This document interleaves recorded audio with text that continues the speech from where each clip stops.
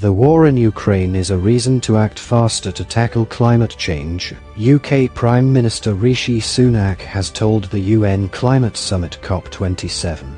Climate and energy security go hand in hand, he said in his first international appearance since taking office. Leaders from 120 countries are meeting in Sharm el-Sheikh, Egypt to discuss next steps in curbing climate change. Key topics are compensation and support for the most affected countries.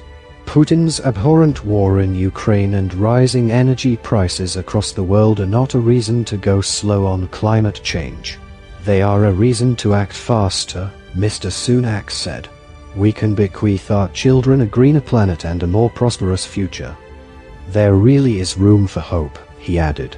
In a series of speeches, leaders urged rich countries to stay the course in stopping further climate change, despite the war in Ukraine and global financial problems. Nations on the front line of climate change laid out the stark impacts of higher temperatures, drought, and floods on people and the environment. We are on a highway to climate hell with our foot on the accelerator, UN Secretary-General Antonio Guterres told the summit. His stark warning was echoed by former US Vice President and environmentalist Al Gore, who said nations must stop subsiding the culture of death of fossil fuels. In an energetic speech, French President Emmanuel Macron urged world leaders to deliver climate justice. Former UK Prime Minister Boris Johnson is also in Egypt and said countries should not go weak and wobbly on climate action. German Chancellor Olaf Scholz said switching to renewable energy was a security policy imperative, while Italy's new Prime Minister Giorgia Meloni said her country remained strongly committed to its climate goals. Though Swedish campaigner Greta Thunberg is staying away from the summit after she accused the UN of greenwashing, many other youth activists are in Sharm el-Sheikh. Saib Astida, a 20-year-old activist from Mexico, is there to tell decision-makers that nature must be protected. She told BBC News she's pleased with progress so far in Egypt, including getting the words "loss and damage" on the agenda. The terms refer to money as some form of compensation or reparations for the effects of climate change on developing countries that did little to cause the problem.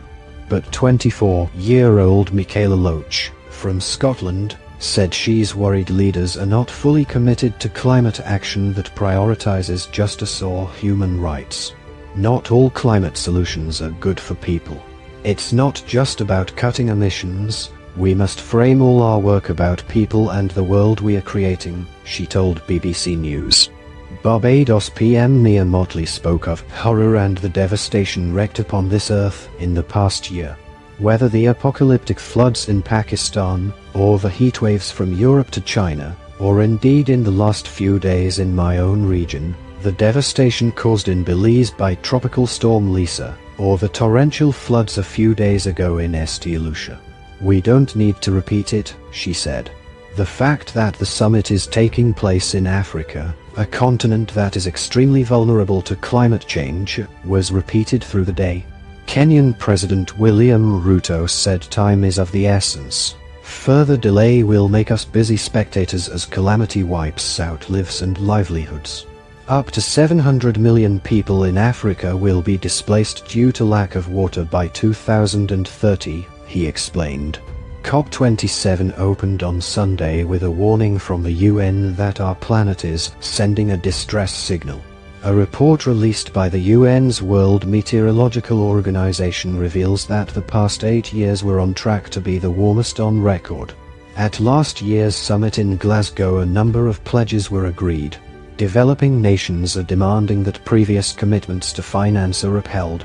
The COP27 Global Climate Summit in Egypt is seen as crucial if climate change is to be brought under control.